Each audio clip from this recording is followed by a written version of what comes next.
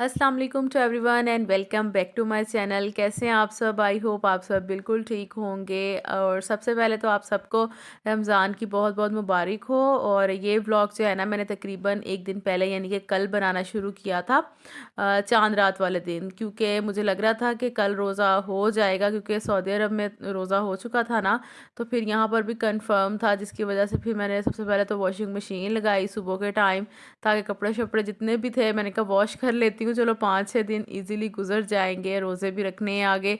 तो खैर washing machine लगा कर तो फिर मैंने ना तैयारी की दही जमाने की, क्योंकि रमज़ानुल मुबारक में तकरीबन हम लोग दही जो है ना घर पर ही जमाते हैं। इससे ये है कि एक तो आपको फ्रेश दही घर का बना हुआ मिल जाता है, और दूसरा ये कि बजट में भी रहकर आप इजीली सहरी के टाइम दही और लस्सी वगैरह का ना इस्तेमाल कर सकते हैं। तो मैं यहाँ पर अच्छी तरह से दूध को पका रही थी, अच्छी तरह से मैं इसको फेंटती हूँ, ताकि फिर दही जो है ना बहुत अच्छी तरह जमता है, पतला नहीं होता बिल्कुल भी। तो बस फिर मिट्टी के बर्तन में मैंने इसको डाल दिया था। यहाँ पर बस ये थोड़ा सा जब ठंडा हो जाएगा ना, तो फिर इसमें मैं दही डालकर जाग लगा दूँगी। और उतनी देर में मुझे थोड़ा सा ना अपना टीवी लॉन्च की ना सेटिंग करनी थी। वो सेटिंग इस तरह से कि रोज़े वगैरह रखने हैं ना, सहरी और अफ्तारी के लिए ना यहाँ पर थोड़ा-सा मुझे ना सेटअप बनाना था।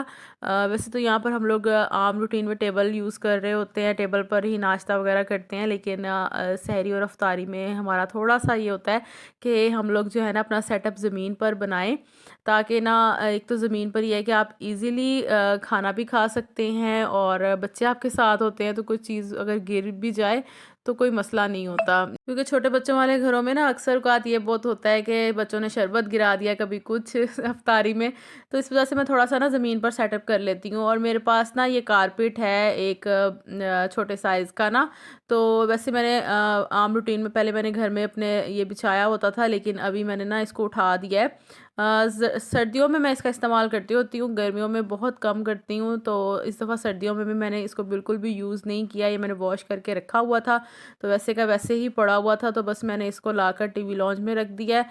और थोड़ा-सा मैं इसके ऊपर झाड़ू लगा दूँगी, ताकि जो डस्ट वगैरह होगी ना वो अच्छी तरह से इसमें से निकल जाए। वैसे ओवरऑल ये साफ़ ही था, क्योंकि मैंने इसे वॉश करके ही उठाया था, और मैंने सर्दियों में इसको यूज़ करना था, लेकिन मैं इसको इस्तेमाल नहीं कर सकी।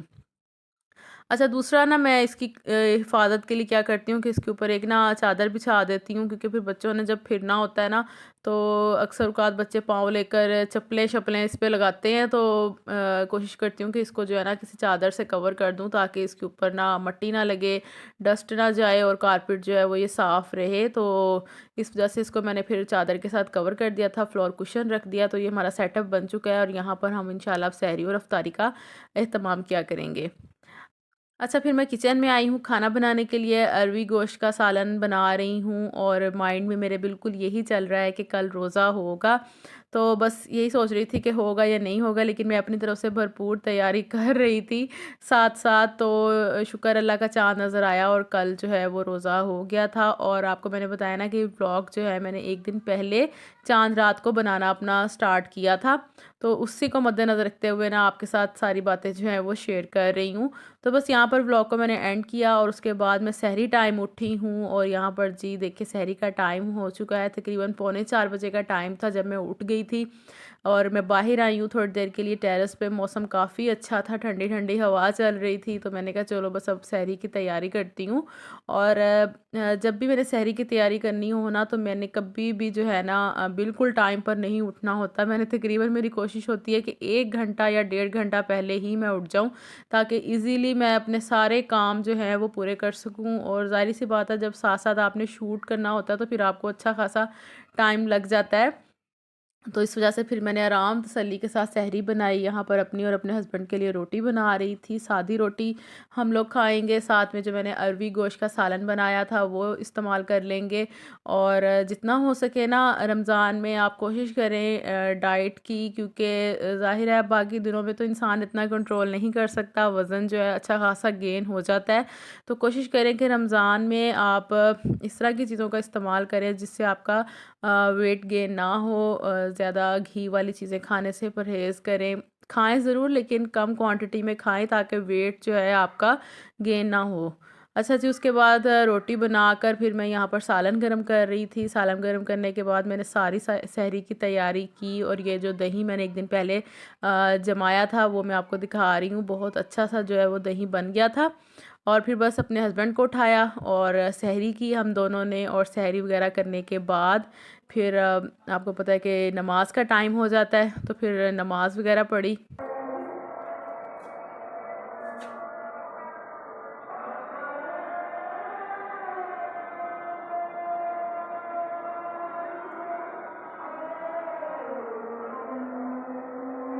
और रमज़ान मुबारक के महीने में ख़ास तौर पर सुबह का ये टाइम इतना खूबसूरत लग रहा होता है फ़जर का, और हर इंसान का दिल करता है कि अल्लाह ताला की इबादत करे, उसका ज़िक्र करे।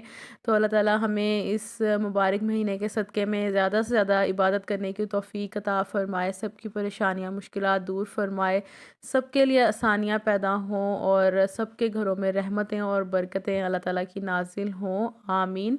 और तो जी, आज का ये मेरा छोटा-सा व्लॉग था। इंशाल्लाह नेक्स्ट व्लॉग में आपके साथ फुल डे की रूटीन शेयर करूँगी, सहरी टू अफ्तारी की। अपना बहुत ख़्याल रखिएगा, मुझे दुआ में याद रखिएगा। नेक्स्ट व्लॉग में फिर मुलाकात होगी जी। अल्लाह हाफ़िज़।